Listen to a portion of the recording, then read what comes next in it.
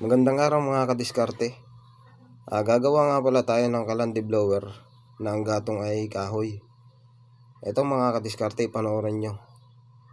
Meron nga pala akong sirang rice cooker dito na hindi ko na ginagamit, kaya ito na ang ating gagawing kalandi blower. Tanggalin lang natin yung laman yan, tapos dapat meron kayong latang ganito kahaba. Tapos yan, sukatan natin, grinderin lang natin, tapos butasin natin yan, tapos sukat ulit natin, tapos lalagyan natin ng butas dyan sa may gilid. Ito nga pala yung ginamit kong Wilkins na pang hulma para maganda ang ating kalandi blower. Ito nga pala, binutasan ko lang magkabilaan. Yung sa kabila na yun, dun magdadaan yung hangin. Ito yung bubutasin natin, ito yung pagdadaanan ng hangin. Grinderin lang natin, tapos pukpukin natin ng martilyo. Itong grinder ko na ito yung pagdadaanan ng kahoy.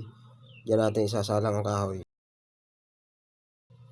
Ito mga kadiskarte, pag nakagawa kayo nito, siguradong makakatipid kayo sa gasol ngayon, kasi sobrang mahal ng gasol ngayon. Naghalo nga lang pala ako ng semento. Ang semento ko nga palang nagamit ay mga 2 kilo lang ito.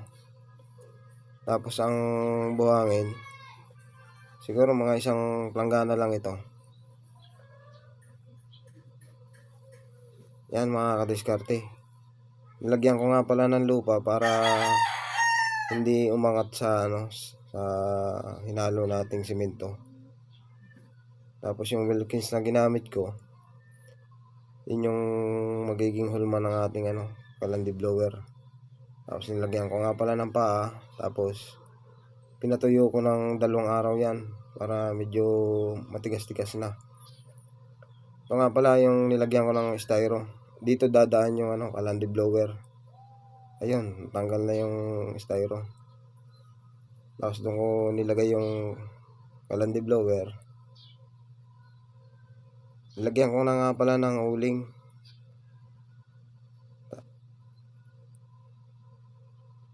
Ganyan lang kadali mga kadiskarte ang ating ginawang lutuan. Sobrang lakas, saka mabilis siyang makaluto. Kaya itong gawin nyo mga kadiskarte. Panoorin nyo lang mabuti para makuha nyo. Kaya mga kadiskarte, luto ng ating nilutong isda. Dito mo tatanggalin yung abo.